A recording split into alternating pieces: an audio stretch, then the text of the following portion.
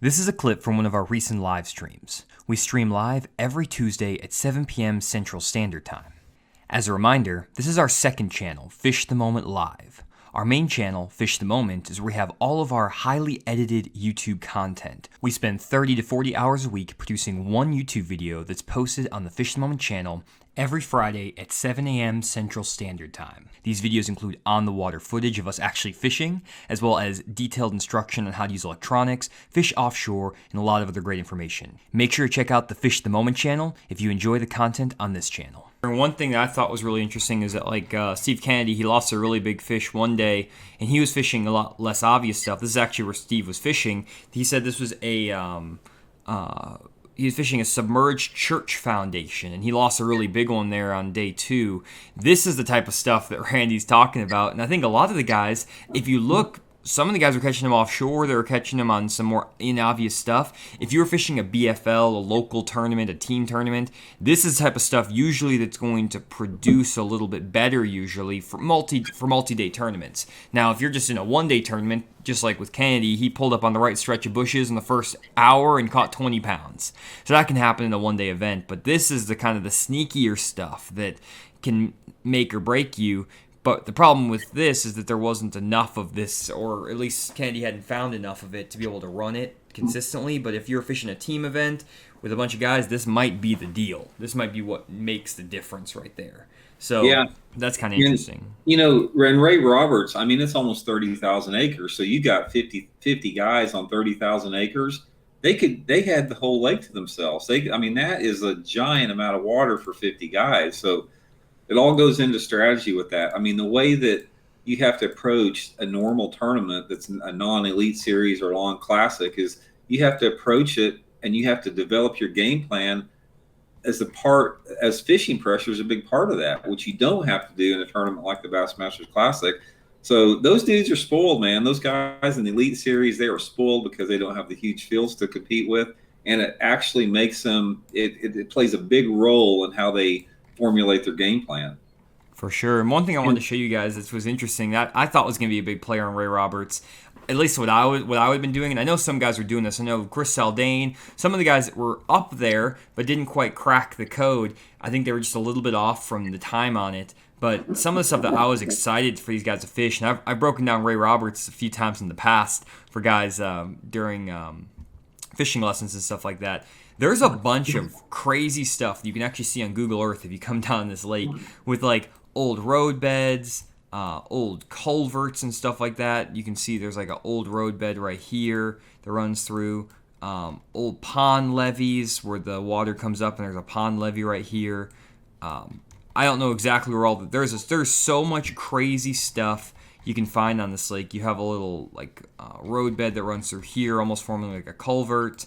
Another road bed right here. You have an actual culvert right here. You can actually, if you're scrolling really tight, you can actually see like a rock pile right there with a culvert. This is the sort of stuff on Google Earth that I would have been trying to target if I was in this tournament, that usually when the lake is up, might not be more than 5 feet deep, but now it's in about 10 foot of water because the lake was high. And that's what I would have been trying to target. And I'm sure there were guys in the field who were doing that for sure. And I think the guys probably had some success doing it, old pond levees, things like that, but the fish just weren't quite there yet. So it'd be at least what I would have been trying to do. And it's just kind of fascinating how it all plays out with the the way the fish are caught. Because honestly, if you came back a couple days later, maybe these old road bed, here's an old house foundation right here. This is kind of what Kennedy was talking about fishing. Maybe this old house foundation, if we came a week later after that heat had been out there for a week, this could have been the killer spots in the Classic. 1 week can make a massive difference week to week. So a lot of times it's also just a deal of getting there at the exact right time. So and if you guys are interested in how to actually look at your lake when the lake is drawn down, I have a YouTube video on the main Fish the Moment channel. Just type in Fish the Moment Google Earth. It has like 400,000 views. So just check out that video. I'll show you exactly how to do this step by step. You can even go in here, and if you wanted to like drop a waypoint right here, boom, you can drop a waypoint like this. 1 second, you can drop a waypoint and you can put like culvert. You can save that. You can transfer this waypoint straight to your fish finder. So that is definitely something that you can do. So definitely check out my video. Go again, just type in Fish the Moment, Google Earth on YouTube. You'll be able to find it on the main Fish the Moment channel. So before I get your comment on that, Randy, I do want to do a couple quick things. First, gotta make our first mid-roll sponsor promotion. Again, guys, we just got our first title sponsor down here below, Bridgeford Foods. Super excited to have our first sponsor for the podcast. We've been doing this. This is episode 93. We've done 93 episodes. That's probably like 120 plus hours of live streaming with no sponsorship. So appreciate Bridgeford stepping up and sponsoring the podcast. Definitely check out their Sweet Baby Ray's beef jerky. I love their pepperoni. I've been buying all Bridgeford stuff like the past year after Randy's been giving some to me like every once in a while, and I'm like addicted to it. My wife is addicted to it, so this is my personal stash. Like, this is my stuff I bought at Walmart.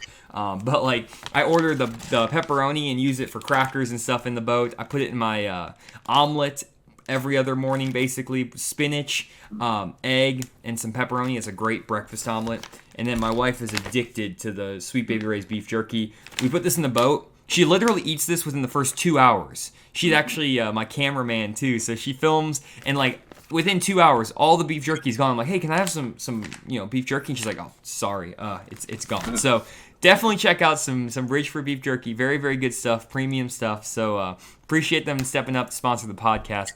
Any comments there, Randy? Yeah, they got a lot of great stuff. Besides that, they got the Italian salami, which is great. They got different type of meat snack products. They got a thing called monkey bread that's available at Walmart in the frozen food section. It's like a big cinnamon roll. So not only they have great stuff, but they support the sport, man. They sponsor a lot of different tournament circuits. Their whole marketing is based upon bass fishing. So they give a lot back to the sport. They're involved in a lot of high school and college giveaways, fundraisers. So it's a great company that has really stepped up and helped support the sport everybody loves. Yeah, for sure. And guys, if you guys want actually a free case of beef jerky shipped straight to your house, what you need to do is, if you go down below and you leave a comment on this live stream, you can do this afterwards or during this stream, no worries. Just leave a comment down below in the actual comment section, and just let us know what your favorite what was your favorite moment from the Bassmaster Classic this last weekend? If you didn't watch the Bassmaster Classic, then let us know what your favorite moment of Fish the Moment has been this year. Let's do that. Favorite Fish the moment or favorite moment from the Bassmaster Classic? Put that in the comments down below, and we'll pick one winner to get a free case of Bridgeford beef jerky. We're doing giveaways every single week. One thing I did want to talk about going back to the Classic is some of their baits these guys were throwing, because there was a lot of crazy stuff these guys were throwing. Not so crazy was just a frog. Matt Airy catching some fish on a frog. One thing I wanted to show you, Randy, that was kind of cool is the third place finisher. Oh no, not third place. Who was it? Oh, Chris Jones, by the way, representing. But let's see here. Who is this guy? What was his name? I don't remember. Kerr. He's a Bass Nation guy. He caught his fish on this giant rat. Homemade wooden rat. Have you ever thrown one of these things? Because I have never thrown one, and I don't know. I really don't want the rats to become the new like Alabama rig on tour. For me, that just not seem like a fun bait to fish. But have you ever thrown this rat before? I have not. I know that's a West Coast deal, and Justin Kerr is a dominating force out west. I mean, he's won the U.S. Open, I think, a couple times. But I have seen that, and it's a niche deal. And man, that thing is huge. That's the first. I didn't even know that's what he caught him on. That thing's giant. Yeah, was he just reeling it next to the bushes or something? Apparently, I have no idea. I honestly don't know. I know he was throwing this. I know Zaldane caught one or two fish on that giant 8-inch spoon. I don't know if he was flipping it in offshore. It looked like he was flipping it offshore somewhere, but maybe it was in bushes.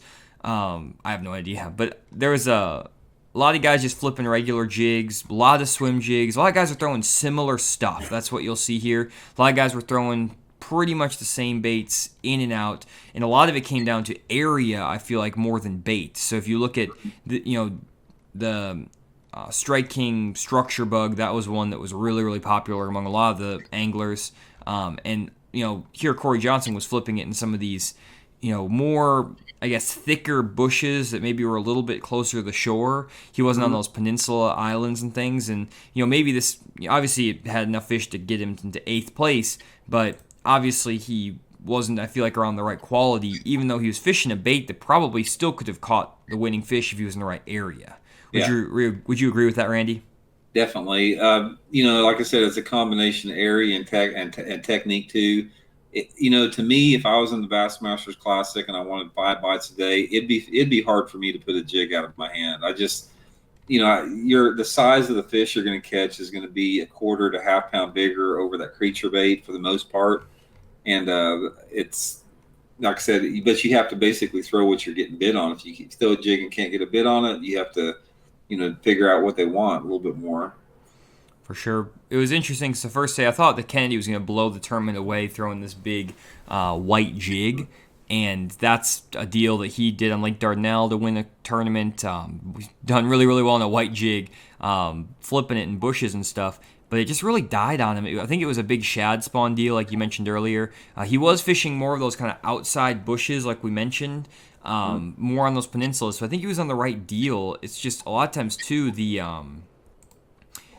I think that you can really get burned by that pattern because those spots can turn on very quickly and turn off very quickly. And I think that he had a really good I think he had a really good first day and really good third day, but just had a kind of slow second day. Lost a really big one. I mean, the weights are pretty tight overall, so it wasn't like he was that far off. But it's just one of those deals where I feel like the main guys were just fishing very similar baits other than Airy with the frog and the big rat, and then Hank Cherry throwing the jerk bait, kind of mixing a few random baits. Most of the guys were catching them just flipping and flipping and flipping. A couple guys catching them on top waters, poppers, stuff like that, but really just flipping a jig was the deal. And do you think that would have played, Randy, like you mentioned, if this was just a regular weekend tournament, flipping a bait like this? Or do you think someone would have to go to like a crazy bait like the rat or something to really get those bigger bites? No, if that was a 200 boat tournament on there, the tournament would have still got one flipping. I mean, it's some type of flipping bait, but obviously the weights probably would have been down a little bit, and you would have to maybe downsize a little bit, just with the fishing pressure. But it's hard to say. I mean, it's just like it. The whole thing about when you're flipping on a lake like Ray Roberts, it has a tremendous amount of bushes in it. I mean, it's not like there were just bushes in certain areas. There were bushes all over there. You have to get keyed in on those subtleties with that, because once you get keyed on the subtleties, you can either commit to one area that's got the right type of stuff, or you can run a pattern on there. And I think in this tournament, probably either or would have worked on there. But all the tournaments that I've been in where you've had a flooded bush type of a situation, it's normally an area deal. There's normally something about the way that those bushes are positioned in a part of the lake and the way the structure of the bushes are, the combination of the two. That's what adds up to a winning area with that. So I've never fished Ray Roberts before. I mean, I'm just looking at it and seeing that you don't really have to fish it. I mean, the only thing you need to know about how to approach a tournament like this is the water clarity, water temperature, how deep the cover's in, and then that gives you a good indication of where you need to be. One of the things that I would be interested in this tournament, it's like what you were talking about, your approach would have been obviously offshore in this tournament, which June, this is the prime offshore time of year to catch them. The water visibility in this lake, I'm guessing after talking to Matt Heron a little bit, it's probably around 12 to 15 inches, I'm guessing. I don't know. Maybe some of our listeners can tell me what the normal water clarity is on Ray Roberts on the lower end of the lake in June if they didn't have this rain. I think that even if the water was high, if the water would have been another foot clear, I think that you'd probably seen offshore dominate this tournament. I think it was just a little bit too dark for that, though, I right would now. agree with that for sure. And, really the only guy who was in the top 12 that really did something that would be quote unquote offshore, which wasn't really even offshore. And I didn't see the entire event, so he may have been fishing something a little bit different. But here's Brandon Pollinik. He was catching some fish in the mouth of a marina, fishing some tires. And this little tire break wall thing, I have seen this done on these flooded lakes a lot. And what happens is these fish will suspend underneath these tires, but they'll also, usually on these tires, a lot of times there'll be some sort of rock or something underneath them. And not only can you catch them flipping the tires, but you can also catch them throwing a crankbait down the sides of the tires, and swim bait, stuff like that. Obviously, with the water clarity, a swim bait would not probably be the best option, but you can throw a medium diving crankbait down these tires and catch those fish that are suspended up underneath the tires that are floating. Mm-hmm. And Also, if you were going to try to fish offshore, which I know Brandon, if you kind of go to his top baits, he was catching them on a DT10, caught some fish on a drop shot. So he had a few different baits going on, but he was kind of doing more of the offshore deal than a lot of the guys. And if you're going to try to fish offshore in this event, you really needed to find something that was going to be shallow and not have a bunch of bushes all around it, which is kind of a difficult task. So I was going to pull up Google Earth just to show you what I would have thought about doing if I was trying to fish offshore in this event.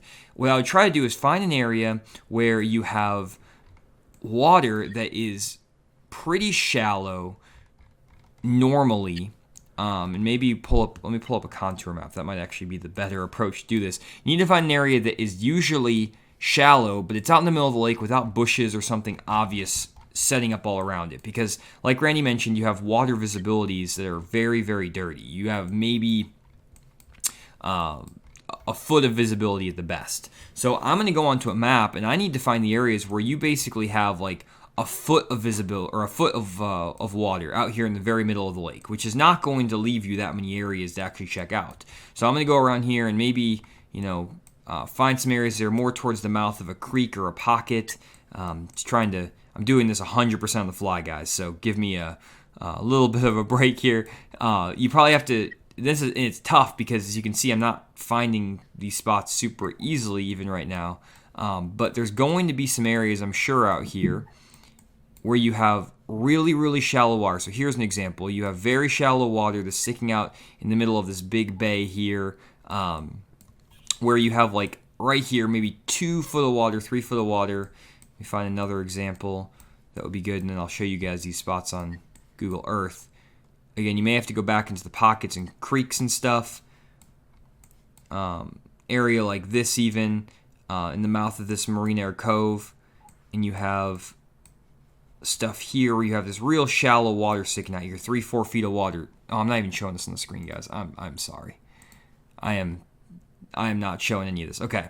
Well, back at Ray Roberts. Apologize. I got too excited, guys, to show you what I was talking about. What I was trying to talk about is you go to some of these pockets and coves, and you need to find areas that are really shallow. So you don't want a spot that's like this where it's 6 feet of water out here off this hump. That's going to be in 12, 13, 14 feet of water with no water visibility. That is not going to be a good deal. That top of that spot's going to be maybe no more than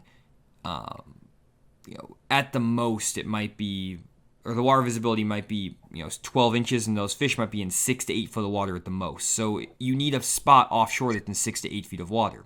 So a spot that might potentially fit the bill is like a shallow area out here off of this really far off point. Problem with this spot is that it's too far out in the middle of the lake. With the flooded bushes and everything, the lake is basically going to be higher, holding a lot of those fish shallower. So you need to find a shallow water area that is also in the mouth of a creek. So you need to find a place that has maybe 2-3 feet of water in the back of a creek, and it's not an easy task to find that on this lake. The only places I can really find that are very, very, very quickly going through this map that might fit the bill is a place, for example, like up here off a point that's kind of halfway back in the middle of this creek, and you can see right here there's an old road bed, and you have 4 foot of water, 3-4 foot of water right here and right here off these points. They're in kind of the mouth of this pocket, and when the lake is 5 feet high, they're going to be in 8 feet of water, which is like the maximum depth you could potentially fish. So if we go back over here, and I'll actually make sure I'm sharing my screen to Google Earth. If we come back over here to show you what this looks like, if we come back into this pocket, you can see when the lake is up, a lot of water and stuff like that. When the lake is down, here's your shallow points and stuff like that. They're sticking out. And what you would have to find are areas where when the water is up like this is now 4 or 5 feet of water. You have to find a spot where those fish are maybe setting up like in 2-3 feet of water way out here in the middle of the lake, out here or out here. The problem that a lot of guys were having in this tournament is that there aren't very many spots like that. Just scanning the lake, there might be a couple. And really what these fish were doing is instead of setting up on those points, they were setting up on these outside edges. So right, that did not do what I was wanting it to do. Let me try that again.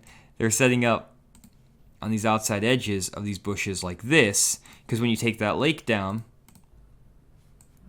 here is where you have, let's say, 5 to 7 feet of water when the lake is high, even though you're on a long, flat point. So this is where the fish were setting up. But in this situation, the fish weren't actually here because there's not a steep enough drop-off. So it's kind of like a tricky deal where the fish were probably not here in this event because the water didn't have a steep enough drop-off.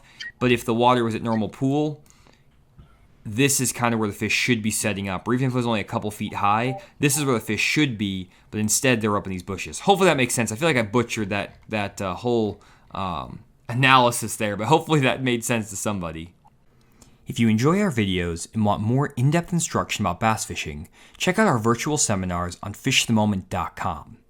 On our virtual seminars page, you'll see all of our upcoming live seminars, including our advanced summer jig fishing seminar focused on both offshore and shallow jig fishing, where Andy and I will give you our best secrets in terms of bait modifications, areas, retrieves, and a lot of other great information. You can also find recordings of our past seminars. We'll be updating our library every single week with past seminars that will help you become a better bass fisherman. Check them out on fishthemoment.com. Big thing, guys, to remember about this tournament is that it was kind of an outlier classic in the sense that it was in the middle of the summer, high water. I don't think we've probably ever seen classic that's set up like this, Randy. Have you? I'm trying to think back the closest one we've ever had to that if I can remember. I don't think that we've had anything like that. I think that a couple of those, no, that was the Grand Lake. Those were pre-spawn tournaments. I don't think that I can't remember any classic where there's been flooded bushes before that came into play like this. I think it's the first. I mean, we've had some tournaments, some classics like where there was a lot of flipping flooded water willows and the bank grass like that, overhanging willows, but not like this. This has been a first for sure. Sure, and it really surprised me. I really thought in this tournament, I felt that there would be a couple guys that make the top 10 fishing out off the bank, and that there would be a good chance the tournament could possibly get won. But it just played zero factor in this, and I think a lot of it is a combination of just the cover and the water clarity. I think that was the only thing about it. But see, that also that can be misleading a little bit because I've been on a lot of lakes. Grand Lake in Oklahoma is a prime example. That I don't care if the water's 10 feet high in June and you've got perfect flipping cover and visibility, you can't compete unless you're fishing offshore. When the fish are set up like that, even if the water's high. So it was a definitely unique situation. But every tournament is. I mean, every tournament, there's not one single tournament that you can relate to a past tournament because conditions are always different every single tournament.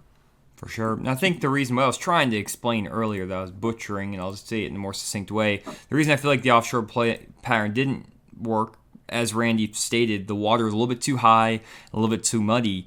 The flat areas here, the shallow flat areas that are offshore, a lot of them, the places where you have shallow enough water for it to play, like let's say 1 to 2 foot of water at normal pool, all those areas already had flooded cover on them. What you needed to get these fish to be offshore in this tournament, given the water clarity, less than a foot, given the water level 5 or 6 feet high, is you needed some areas that were out in the middle of the lake with no bushes or no cover on them that were in like a foot of water. And just scanning this map, I just don't find any. There's like hardly any at all. If the lake was, again, a foot clear or maybe 2 feet lower, it would have definitely been the deal.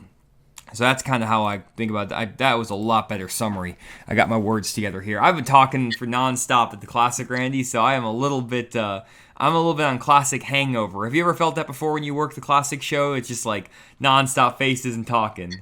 Yeah, it is. The iCast or the Classic sort of like that. And it, if you guys have never spent an entire day like at a sports show where you're just talking all day long and you're talking and you're listening, you're giving energy, and you have to focus. It's exhausting, man. It is. It's absolutely exhausting to be on and to be completely focused for 8 hours, and it'll wear you out like nothing else will. Yeah, and then you always never know if someone's gonna tap you on the shoulder, and you gotta spin around. It's like you're like on the move. You gotta like sneak over. I was trying to the classic, and I love when people come to talk to me. I'm not complaining by any means, but it's funny because like I'm over here trying to like eat a granola bar, and I'm just stepping aside for like a minute, and like I get one bite into my granola bar, and there's more people coming, so like you can't even eat hardly at all. So you have to like go hide in the corner. You'll see me like back behind a tree somewhere. It's all good though. I love it, but 3 days in a row you get very tired,